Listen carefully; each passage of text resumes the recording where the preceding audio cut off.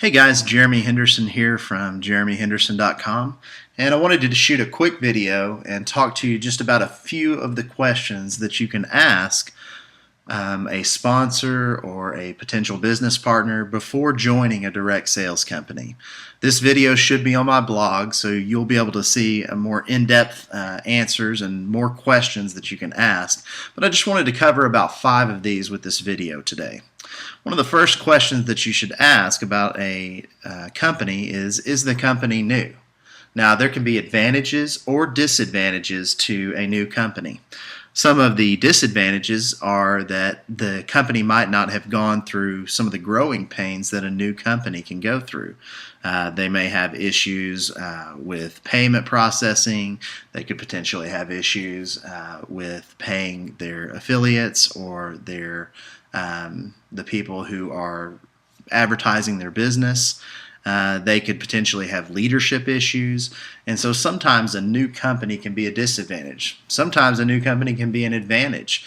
A lot of times, depending on the compensation plan, some companies you have to get in if they're new in order to make money. One of those kinds of things where if you're not in at the beginning, then you're really just not going to make a lot of money because you're not at the top, or you're not going to get spillover, etc., etc. So really just find out if the company's new or not and make an educated decision for yourself if it's going to be a good fit for you.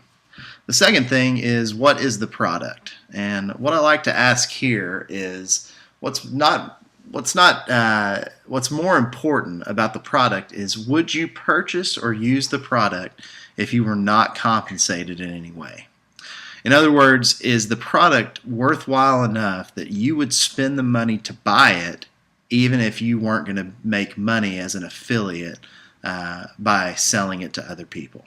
If the answer is no to that, then you probably shouldn't join the company, because you will not be passionate about the product and you will not have an easy time selling it.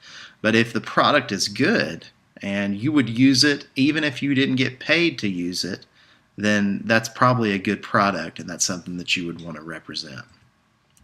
The next thing has to do with compensation. There are thousands and thousands of articles online about all the different types of compensation.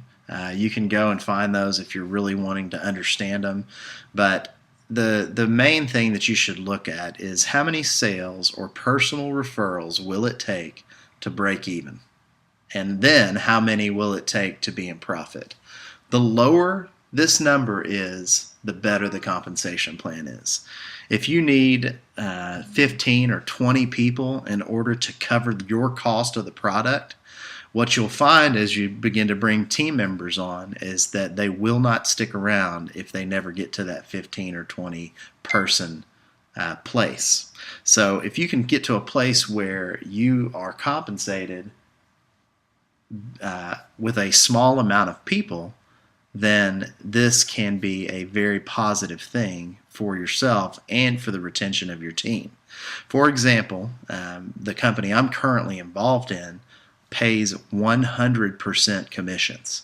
So they allow us to market their products and get 100% commission on what we sell. And so you break even from the very first person that you're involved with, and after that you begin to make profits. And so that is a very low number and something that's very advantageous. If you want more information about this program that I'm speaking of, you can go find one of the yellow banners on this video and say, yes, let me in, and then it will answer all the questions that you'll find on this page.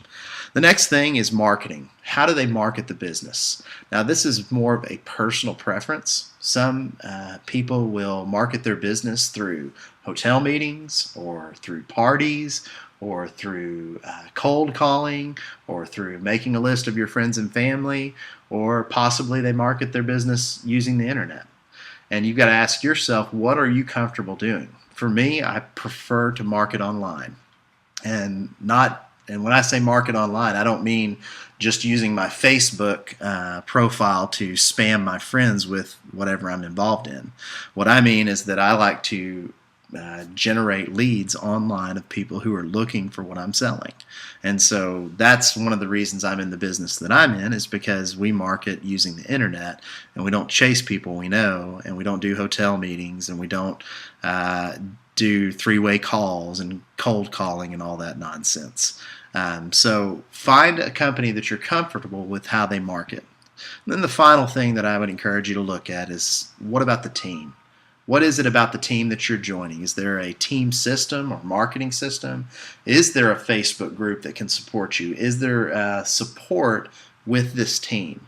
Are you just joining a person who's a lone ranger and there's really no benefit? Or are you joining a person who is a part of an excellent team who will support you in addition to the company themselves supporting you? So these are just a few of the things that I wanted to cover in this video about questions you can ask before joining a direct sales company. Feel free to visit my website, check out the blog post, and then if you'd like to get these questions answered about the company I'm involved in, just click on the link in the blog post where it says "Yes, let me in," and you'll watch a video presentation that will share with you exactly how the company I do business with answers these questions. If you have any questions or comments, feel free to post those at the comment section below, and I'll be glad to serve you. Have a great day.